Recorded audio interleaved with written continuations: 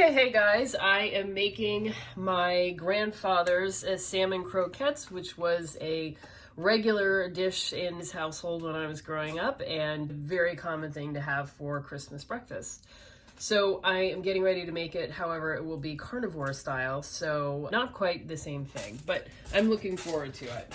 I'm getting the ghee started. I want it to be really hot, so I'm sort of deep frying it. One good reason to use ghee is that it has a higher smoke point, so it can get hotter and not burn the way butter can. So let me get that started. And just put a good amount in the frying pan. I'm going to show you what I've got. I've got this Pork Panko from Bacon's Heir. They sent it to me and I'm really excited to give it a try. I think it's going to be really, really good. I read somewhere that you should put it in the freezer in order to remove any kind of porky flavor. So I did that. We'll see how that goes. I don't know. I might not have had any at all to begin with. When I've taken pork rinds and used just like a bag of pork rinds and ground them up to make flour, in my opinion, it tasted kind of like pork rinds. So that I didn't really like that, but I'm hopeful that what Bacon's Heir has made, which since it's like specifically for this kind of thing, won't taste that way.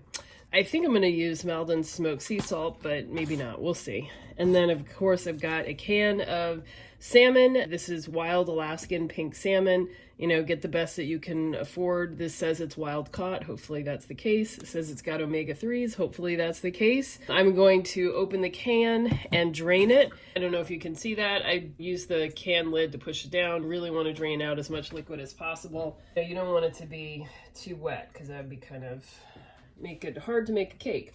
The entire contents of the can is going in here, and for those of you who might be a little squeamish, that includes skin, it includes bones. Frankly, I like to add the bones because it adds an interesting texture, sort of a nutty, gritty type texture. It is not gross at all. And it's quite pleasing. And in fact, of course, it's the bones where you're getting like all of the vitamin D. So you kind of want to keep that in, and it's actually really good for you.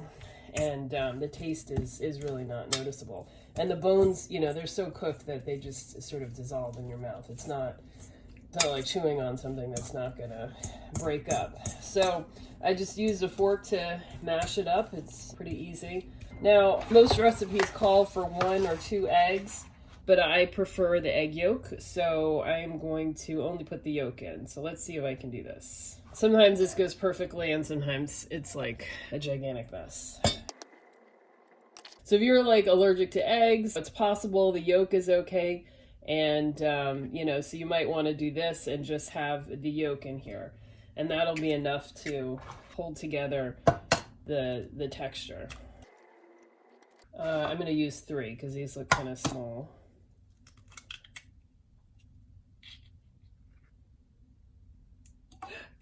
Damn. See, there you go. I was pressing my luck. All right, well, 2.5 yolks, that's gonna have to do, because that's all the eggs I have. So you see, I'm just gonna mix that around. If you want to be truly carnivore, you don't have to do this part, but that is a little bit of onion powder.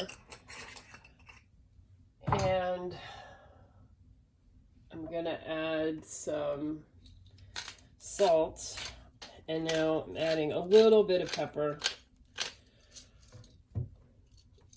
But again, if you're doing a very strict carnivore, you don't have to do that. And finally, let us add these panko. So now I've made this before where I just made the recipe as I just did, and then I would form it into patties and bake it in the oven and then fry it. And that would help them keep their shape, and frankly, I almost didn't notice the difference. That really is an option if the pork rinds aren't going to work for you. But I'm pretty excited to see how this is going to turn out. And now for the breadcrumbs. I'm going to use a 1/2 cup. I know I call these breadcrumbs. I mean pork rind panko. So I'm going to use a half a cup, and we'll see how that goes. Let me make some smallish sized patties. And now you just fry until golden brown. Okay, this needs a few more minutes to get nice and crispy golden brown. Most of the recipes call for vegetable oil to fry this in vegetable oil. I've talked, briefly in the past about why I think vegetable oils are so terrible for you. So I don't recommend doing that at all. Absolutely, I think it's best to fry in tallow, lard, or ghee. Those are fats that are much more stable at high temperatures, and they don't oxidize, they don't go rancid, and they don't tend to cause allergic reactions in people. So I recommend that you use an animal fat to fry if you're going to fry. Okay, I gotta leave this alone because the wash pot never boils.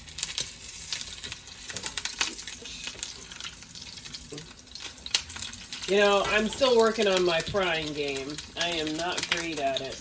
I don't know if you can see this. Let's get over here. Golden brown, crispy. Yum! Okay, I've waited as long as I want to wait. So I am, taking these out. Oh gosh, these look good. Gosh, I'm so proud of myself. Okay, quick video of me taking a bite. I just want you to see how crispy and tasty this is. Can you hear the crunch? Oh, still hot, but good. So good, so good. Now, the only thing missing would be some kind of dipping sauce like Chipotle or some kind of ketchup mayo mix. I also don't have any sugar-free that stuff at home or on hand, but if you do, absolutely, that would make a great dipping sauce for this. So good. I'm very impressed with myself.